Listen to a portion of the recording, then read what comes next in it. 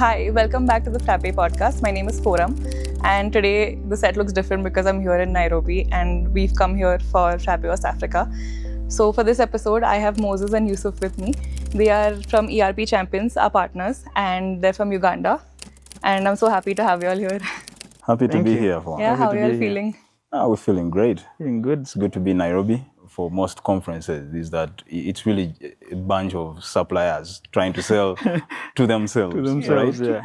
And we shouldn't come off as that. Let it be a community getting together to, share stories. Yes, because really that's what we want. That's really the open source culture. And we don't come off as that. Like every talk I think we heard yesterday, a lot of them were personal stories about their journeys, and then they got to the product or the service or whatever. Yes. But I remember you telling the Frappe Club people that that they already had an opportunity if they wanted it to work on a project. I think. Yes. And this is really what open source is for.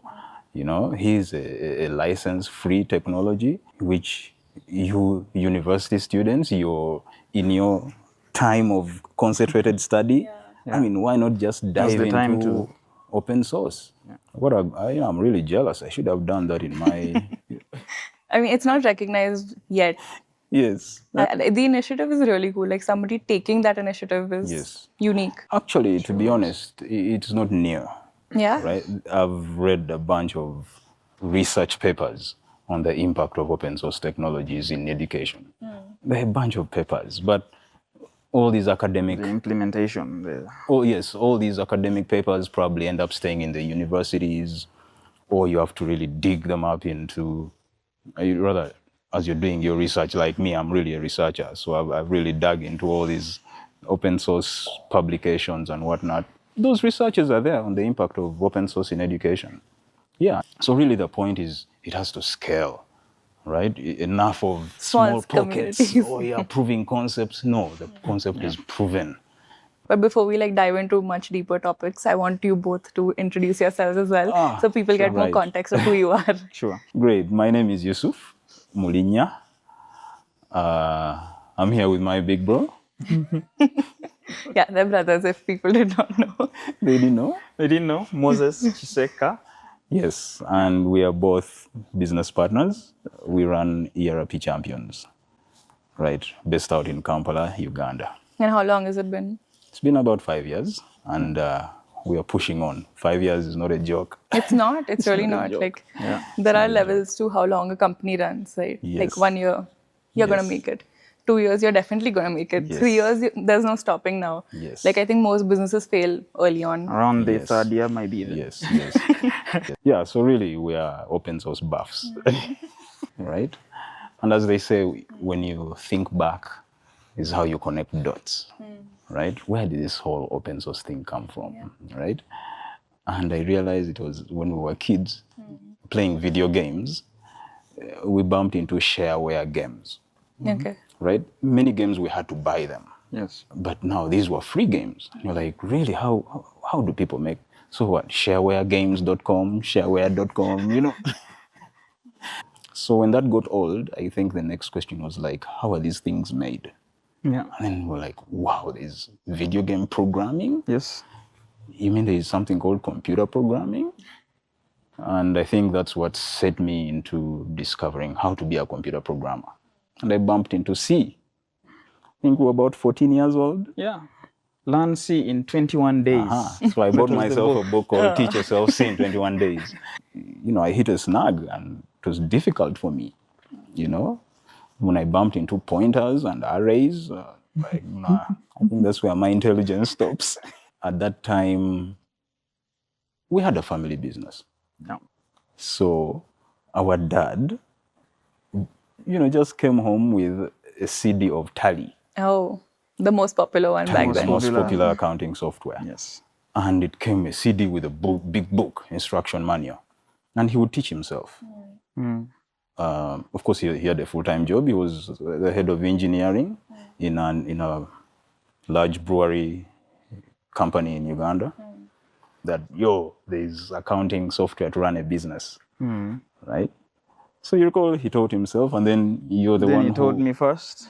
Yeah. I was in my school vacation. So had to input data during the day, and then he'd come in the evening, check on it, teach me how to run reports. Yeah. Do you like it? Yeah, that was pretty exciting. Yeah. Was it the first big piece of technology you all used? I would say Tally. Yes, it was the first big piece of technology, but everything was not in context for us. Because I'm doing something cool here, I'm playing this video game, studying computer programming, and then I have to go to school. I dump everything and then I go to school. So some things started adding up slowly. But I can't say that we really had that guidance, because even our dad was also just bumping into these things as he was going on, you know? Yes, you would understand it more if you were studying it, or if there was someone ahead of us guiding us, right? Yes. So that's still better than it's not having definitely had better any. than nothing. Because usually you just go into the school and then you just learn everything as it's being thrown at you. Our senior for vacation, around 16, there's a break. There's a break from school. School. And that's when you got into it. I got into Tally. Yeah. And then when I came to my same vacation, you were in high school, moving to university. So he was away, so I also had a chance to sit there. Yeah. So I used to read the Harvard Business Review magazine, you know. More like flip through the pages, you know. But no, I mean, it still inculcates something in you, right? But when I read a statement that accounting is the language of business, that was it. You know how they could market it? They had a lower certification for a 16-year-old, and they tell you if you're good at mathematics and English, you can enroll now. Just upselling their way to, Then you move to the ACCA, then... So they really painted a clear pathway for me. Yeah.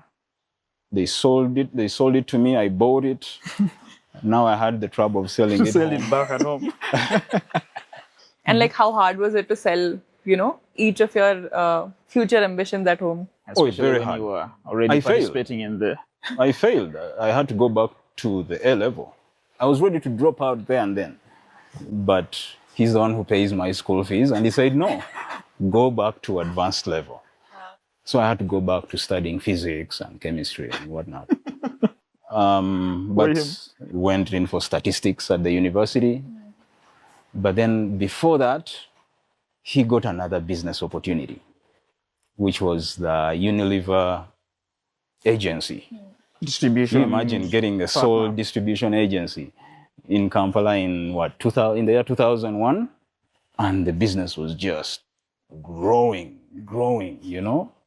I was like, I have to stay here. There's no way I'm going to university. Eventually, he got the idea and he let me work with him full time. And I studied SCCA in the evening. On condition that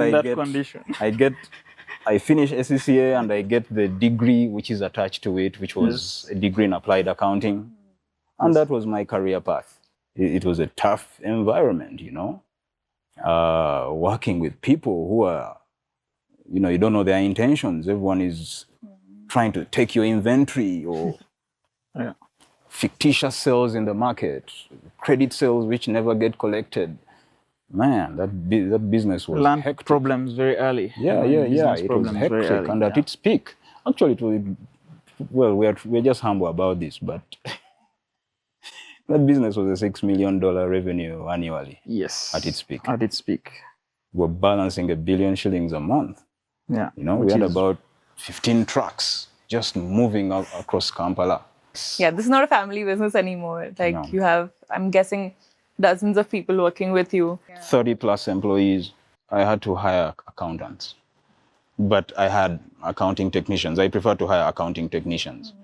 Again, I would prefer people who have gone through the certificate of accounting, because that means you've really gone through the rigor of bookkeeping, as opposed to the accounting level of analysis. We needed more data entrance. So I guess that was the big challenge. So we had to scale. I had to have 4 or 5 data entrants so that I could be the accountant, right?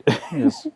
And already Tally really could not keep up. Yes. With the business. But then there was also the technology itself. As you're saying, it reached its limits. But I did, you know, I would come back every year, you know, And one of the years I came back, I really found huge problems. Writing a little sales module. Tally. Tally was handling all the, let's say, the core accounting.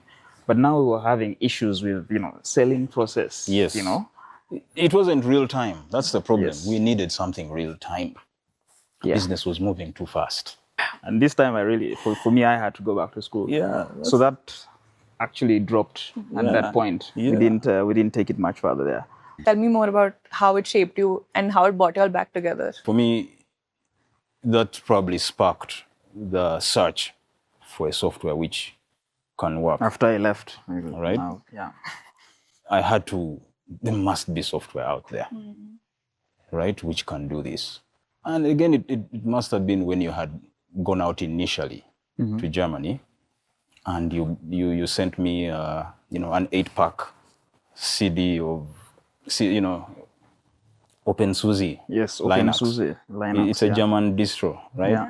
Yeah. That was really nice because I dived into Linux.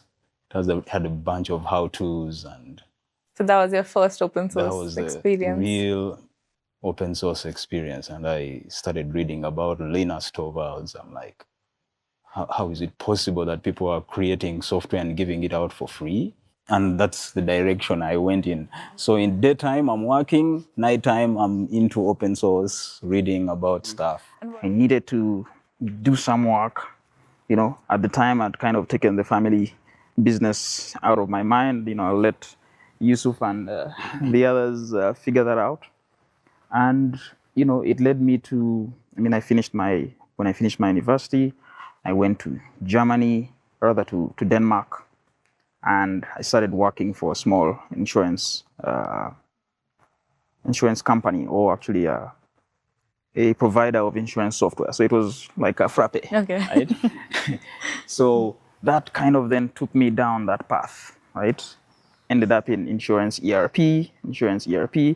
Meanwhile, I would always get, Yusuf updates from Yusuf that, this is one I found this one, I found this software, can we try and think about how to use it?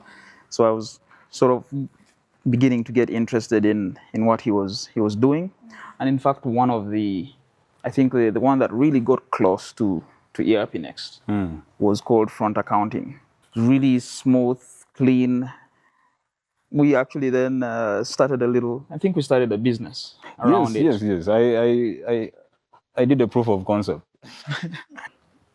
Ultimately, as our family business fortunes were waning, I went into the business. Yes, I went into self-employment. Distribution is my strength. Accounting software, so I could do something. But I realized, and maybe that's when I got a shock that, oh my God, we've really been privileged. We could afford Tally licenses, and by then, $2,000 for a multi-user license? Yeah. And I tell my clients $2,000, and They're like, what? whoa, I quickly realized the licensing game is not for Africa. Yeah, it was going out basically. You get all the money collected, pay it in the license. So my implementation fees and whatnot were really squeezed down by the licensing game. That's when I'm like, I think open source. If I go open source, I'll keep most of that money for myself, right? So trying to provide this accounting software service for small businesses, because that is where I could find my trust, or I had to go lower, trying to find cheaper and cheaper solutions, right? So I also found QuickBooks. I also supplied that. I mean, I've really looked into so many software. I knew I had to find something which does my accounting well. Very well, yes. That has to be the baseline. That was the baseline, yes. Right, because I don't want to go into figuring out the double entry, So websites like SourceForge, I spent a lot of time on those websites, discovering open source software, downloading, testing, dumping, download, test, dump, download, test, dump. Open this, open that, open tabs, open ERP, web ERP. And I mean, you also had a few clients who you were kind of experimenting this with, right?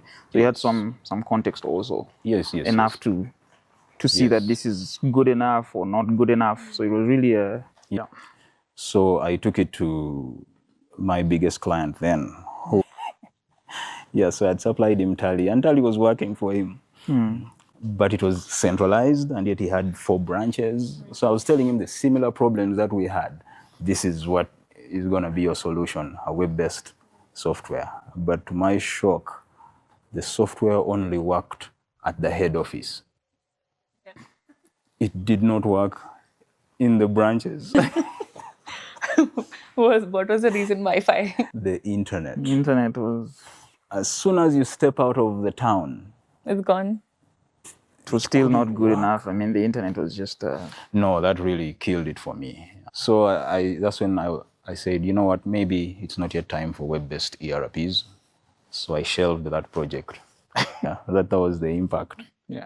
So sort of bringing it back a little bit there. So picking up from what I was saying. So as I was saying, when I was inside, I went deeper and deeper into insurance ERP. I was starting out as a developer. It was actually Oracle. The system was Oracle based. So you'd talk to the client and then you'd go do the work as well. So it was sort of end to end, right? And I did that for nearly a decade, So that gave me this, appreciation, one, for enterprise ERP. Well, first of all, ERP, but enterprise ERP, because it was what we wanted to do when we finally discovered ERP Next. Then, again, there was a talk of, hey, I found something new. And then we started the discussion of how could we start this again. So why did it take so long for you to finally do it? Because you worked somewhere else for a decade. You did, consulting for a decade. So. Yeah. I was supplying front accounting to somebody, and I discovered they were into the energy business. So you all were doing things in small ways all the time. Yeah. Yes. So, I discovered that energy business, and I was like, wait a minute, I've seen what they are doing. I've seen it before.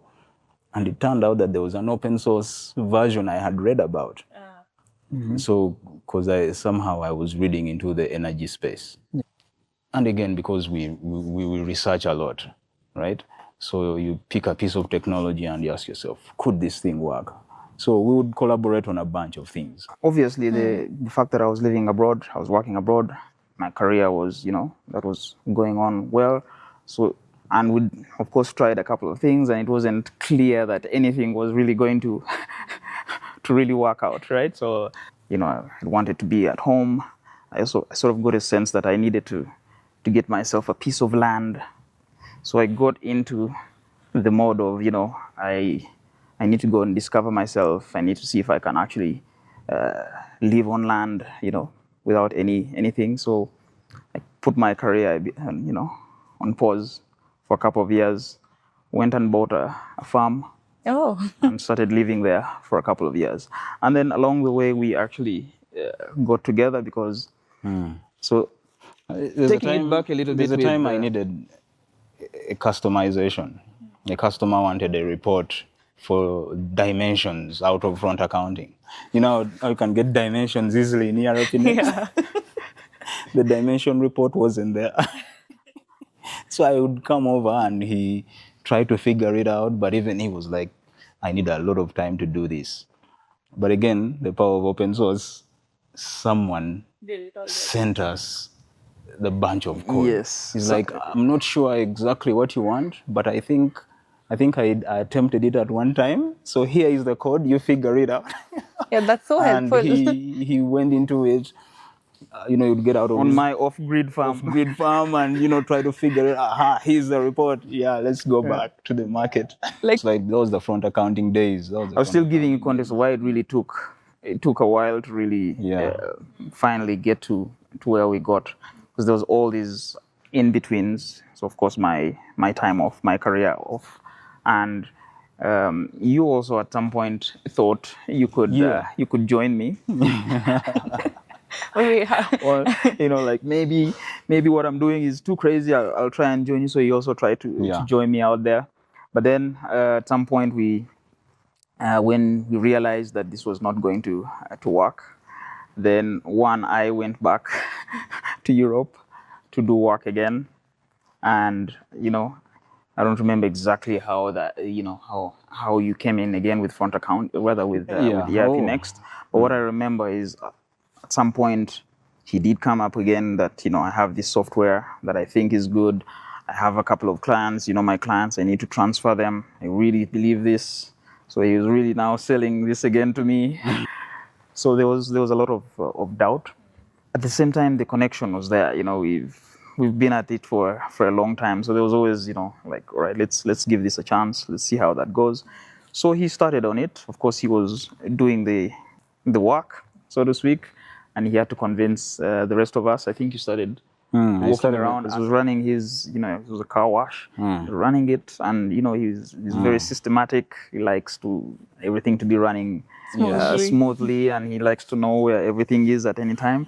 So this was a clear vision for him that this is what could work. But I discovered ERP Next in 2016, right? And again, it didn't look good. It wasn't that unique. It wasn't the only one. I was still, but then prior to starting ERP Champions, before forming ERP Champions, again amongst the consultancies I had a Belgian client. Yes. Who was investing in it was a tip, small businesses in Uganda. So I was their financial advisor. And the main analysis was, look, there's a bookkeeping problem here. So you need a good system. Yeah, so we need a good system. And I think we had gone through the COVID times. And actually, the COVID times was when I decided time to switch from the offline, that I guess it's now time for the web-based ERPs. And the proposal to the Belgian clients was, if we use a web-based ERP, like ERP Next, we can have monitoring, we can have systems buildings and whatnot. And they said, Yusuf, this is a very good idea. However, we want you to do it with Odoo, because Odoo is Belgian and we are Belgian. And I'm like, I am an open source buff, 100% open source buff. So you said no? I said no. Was it easy to say no? No, it wasn't easy, of course. Because again, it's taking another risk, because I'm still going with the underdogs, right? Yeah. It's very fair. Like, you have to think about the underdogs. Yeah, I'm like, all right, and now I don't have I thought I had an off-taker, someone who's investing in SMEs. And that's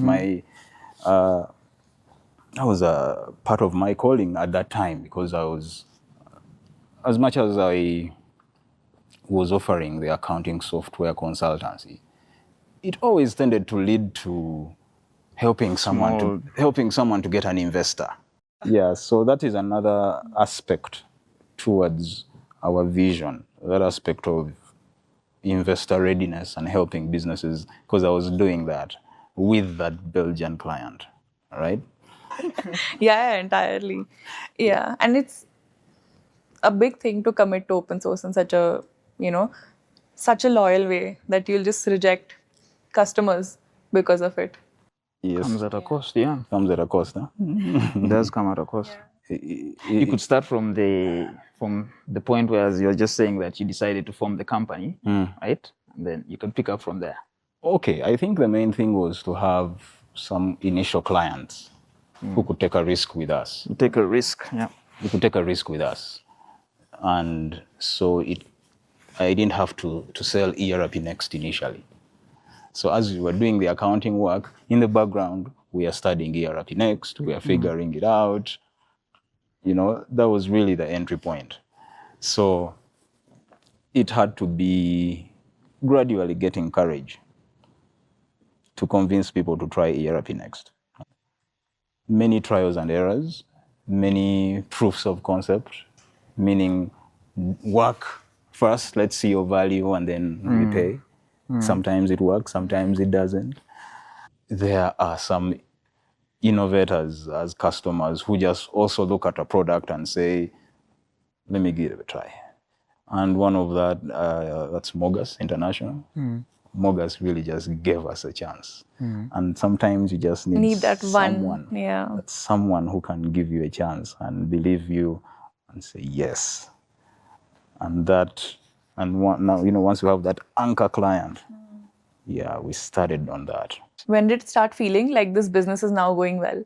Like, what was that point where you felt stable enough? And in fact, based on just the deal we got and the contribution to Frappe, we were pretty much shot very fast into the what was it? Yeah. Silver partnership. Silver partnership. This is the old partnership model. That was it. So that was like, okay, guys, this is it. This thing works. So we got a bit of an initial high, and then now settled into the reality of what it actually means now to deliver. Although interestingly, I also feel like we do that, maybe we don't think about it much as service providers, especially ERP implementers. Yes. We actually invest in people's businesses. Like, we go in thinking, all you do is tell us, I want the ERP, I want this, I want this, I want that. And we believe you. We believe that your business model is sound. Like all open source buffs, I think we get excited when someone wants customizations, right? And of course, this is a highly customizable software, right? Oh, yes, that is a good one. So I think that's been the main learning here, that maybe let's not push customizations first. Let's first sell. Because we're ERP. overselling that as well. Like, the ERP can do everything you want. What do you want? Just tell me what you want, it can do it. Yeah. Because guess what? ERP Next, the way it is, does what QuickBooks does. Yes. All right? And more. And more. And more. Can we start from here? At least the accounting, it does it. All right? Fine. We need to customize on the reports and whatnot to keep up with what you've been getting in QuickBooks. All right? Okay. Now, start using ERP Next the way it is.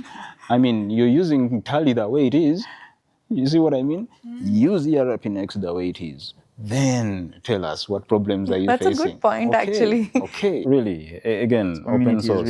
It's really what is really fascinating about this open source movement is that a bunch of people are just sharing their knowledge, sharing the blueprints. Yes. And you wonder why, they're just sharing. I think that's really humbling, So faster to market, faster to, Yeah, that's the whole point.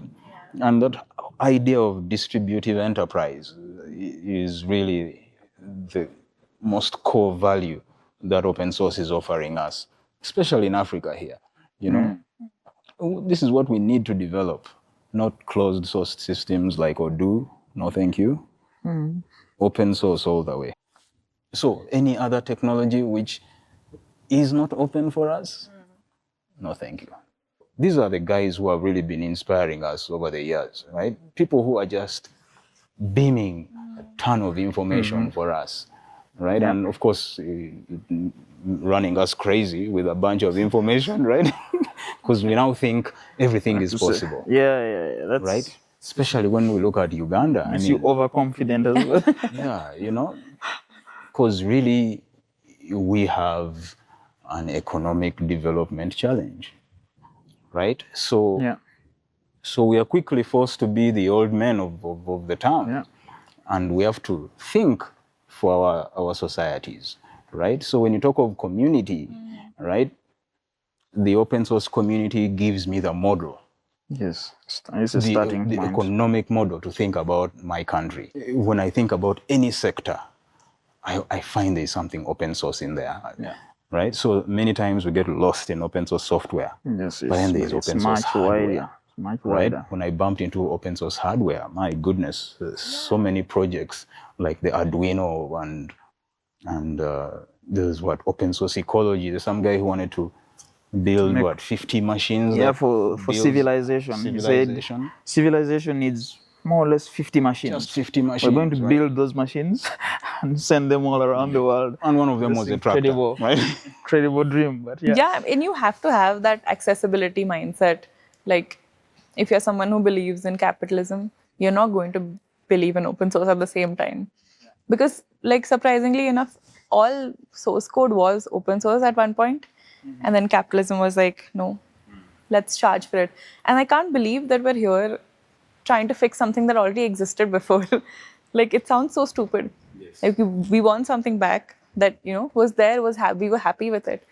But not anymore now. Yes, yes, To be yes. fair, when you think about it, open sounds like the natural state. It's only that you have to say closed, you have to actually have an action to. Well, maybe. Yeah, so true. Right, yeah. Or at least that works for my my model, my mental model. No, I do want to segue into the fact that, like, you were talking about the economy, and running an ERP, like, implementation business means that you're helping other businesses grow. But what does that mean in an economy that is still finding its path? Earlier on, I referred to Uganda as a startup economy. We find that Uganda, since the 60s, we've been starting and stopping, right? Yeah, and you've had just like 40, 50 years to be stable, right? Yeah, so not just 40, but just 40 years. The last 40 or so. Say from the mid-80s to date is when we've had a runway, so to speak. So if we are to really develop, and you know, and we compare ourselves, we need to borrow some things quickly instead of starting from scratch, right? Yeah. And open source gives us that chance. It gives us that chance. You know, there's a ton of people, a lot of people have really put together these things. The information is there. We really just have to create communities of customers, of supporters around this. And to me, this is our chance to develop. And therefore, we need to scale all these open source ideas, whether it is open source construction equipment, you know, like those, like those CEB press machines. Yes. All these technologies have to be scaled. ERP Next is just one of them, you know, and therefore, since Uganda hardly receives foreign direct investment, you know, we don't have much hope in having big businesses open up shop in Uganda, right? So the majority of businesses are small businesses. Yeah. And then for us who want to scale, how realistic is it that we are going to serve these thousands and thousands of companies? Yes. Right? It's kind of unrealistic. We have just a few customers and we are choking. We're choking. So how are you going to do that? Exactly. Yeah. So now it brings us back to the idea of community. Since accounting is my skill, I could contribute my accounting skills towards having a community of ERP Next consultants who have accounting locked down. Yeah. What does success mean? Like, what are 2-3 things that success would look like for you? As you've noticed, I really haven't gotten out of Uganda. Okay, not that much. I am 100% Ugandan, you know, in that sense. I really invested in Uganda. I really want my country to grow. And now that we are in the 8% of the population who must think for this country, you know, we have real challenges. I think a lot about this country and how to come up with solutions, And open source, building communities, groups around the things that we are doing, I think is really the way to go. So our vision from the get-go was we need to do something which helps create jobs and ultimately lead to economic growth. Yeah. So what is the solution to that? We're you know, releasing our accounting mentorship course. We're calling it Hands-on Accounting Africa with ERP Next. we are targeting the entire Africa. Like you said, we have all the same challenges. I think just as myself, when I was 15 years old, started off with accounting and got access to our computer software, accounting software rather, and had the benefit, the privilege of working in a family business. Yeah. I think I can reach back to any 15-year-old out there who is relatable, who is in a family business situation, only that this time you have a big brother who can help you. Yeah. And if you sign up and join our community, we can get this accounting thing out of the way. Yeah, we are putting together this program so that it can perhaps be recognized as a genuine vocational educational course. Yeah, I really yeah. hope so, because Yeah. right now there's nothing saying Yes. open source is Yes. legit enough to be studied, or any product, any open source product. Yes. Like imagine if you had an ERP next course, Mm. a 2-year course, and then Yeah, you get a job. exactly. Yeah. Yes. And the Yes. government is also Yeah. moving that way. I mean, Definitely. we're also changing our policies on, Yeah. on education, right?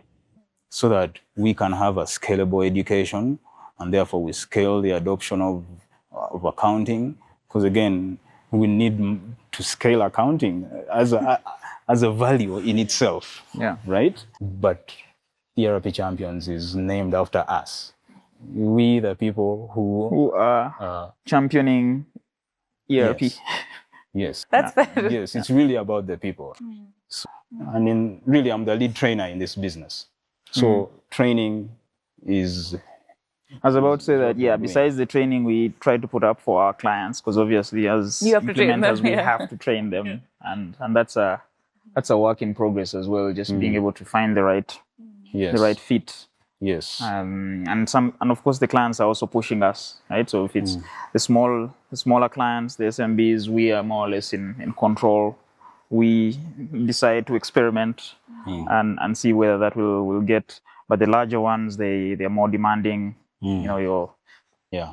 But Yeah. really, when I think about it, our grandfather started a school, and our father was his first child, his first student, right? so now it's going back to a history of forming schools. Not just history, I know, but I I'm know, saying but it sounds like it's genetic, right? It's in the blood. Probably in the blood, right? I mean, Yeah, probably. And that school is still there. It has probably 300 students. Oh, wow. He It was adopted by the government. He handed it off to the government in the 1970s, and yeah, our family probably just has a board seat, but really it's a government school now. But education Is there in your is a roots? big deal there, in our thinking. You know, we read a lot, we study a lot.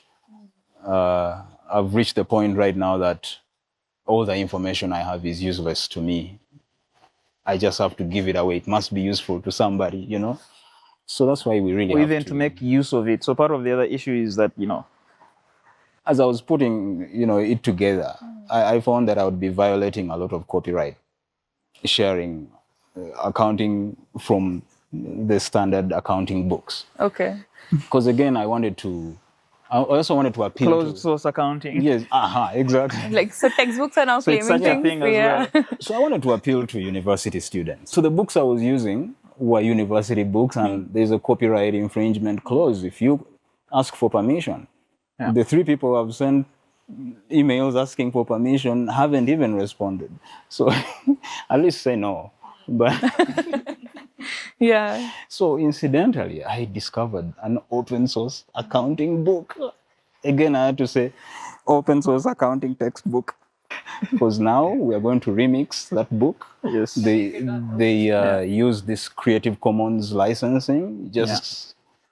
You're free to use, remix, everything. Yes. Just give us attribution. Localize it again. Just Yeah. make it Say that, yeah, in it's our from context, these yeah. people, which is okay. Which is okay. I'm happy to give them recognition. Thank you very much for this, right? Weave it into ERP next and use our Frappe LMS and Raven for our community building.